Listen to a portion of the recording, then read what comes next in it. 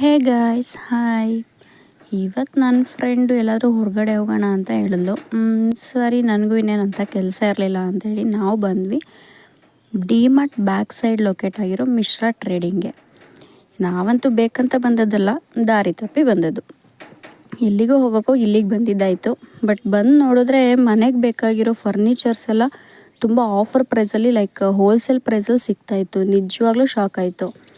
ಏನಂದರೆ T V ಆಗಲಿ, washing machine, fridge, ಇದೆಲ್ಲ ಇವರು ಫ್ಯಾಕ್ಟ್ರಿ ಔಟ್ಲೆಟಲ್ಲಿ ಕೊಡೋದ್ರಿಂದ ತುಂಬ ಕಡಿಮೆ ಬೆಲೆಗೆ ಸಿಗ್ತಿದೆ. ಆ್ಯಂಡ್ ಈ ಟ್ರಾಲಿ ಬ್ಯಾಗ್ಸ್ ಅಂತೂ 85% ಆಫ್ ಅಂತ ಕೇಳಿ ನಿಜ ಶಾಕ್ ಆಯಿತು.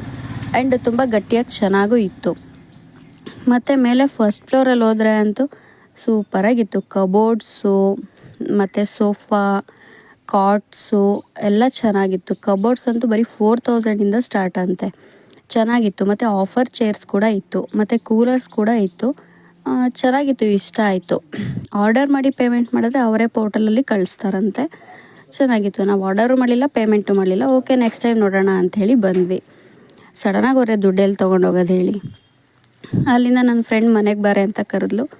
ಸೊ ಅಲ್ಲಿಂದ ಸೀದಾ ಇನ್ನು ಸ್ವಲ್ಪ ಶಾಪಿಂಗ್ ಮಾಡಿಕೊಂಡು ಜಿಗಣಿ ಹೋದ್ವಿ. ಜಿಗಣಿ ಹೋಗಿ ಪಾನಿಪುರಿ ನೋಡಿದ್ರೆ ಗೊತ್ತಲ್ಲ, ಪಾನಿಪುರಿ ತಿಂದ್ಕೊಂಡು ರೂಮಿಗೆ ಹೋಗಿ ಅಲ್ಲಿ ಸಂಜೆವರೆಗೂ ರೆಸ್ಟ್ ಮಾಡಿಕೊಂಡು, ಅದು ಇನ್ನು ಫ್ರೆಂಡ್ಸ್ ಸಿಕ್ಕಿದ ಮೇಲೆ ಕೇಳಬೇಕಲ್ಲ ಕತೆ, ಅದು ಇದು ಪುರಾಣಗಳೆಲ್ಲ ಮಾತಾಡಿಕೊಂಡು ಈವ್ನಿಂಗ್ವರೆಗೂ ಅಲ್ಲಿದ್ದು ಈವ್ನಿಂಗ್ ನಾನು ಹೊರಟೆ ವಾಪಸ್ ಆನೆಕಲ್ಗೆ.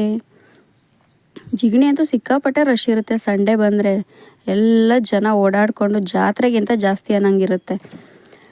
ಸೊ ಇವತ್ತಾಗಿತ್ತು ಇವತ್ತಿನ ದಿನ.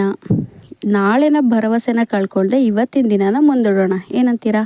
Thank you. Have a nice day.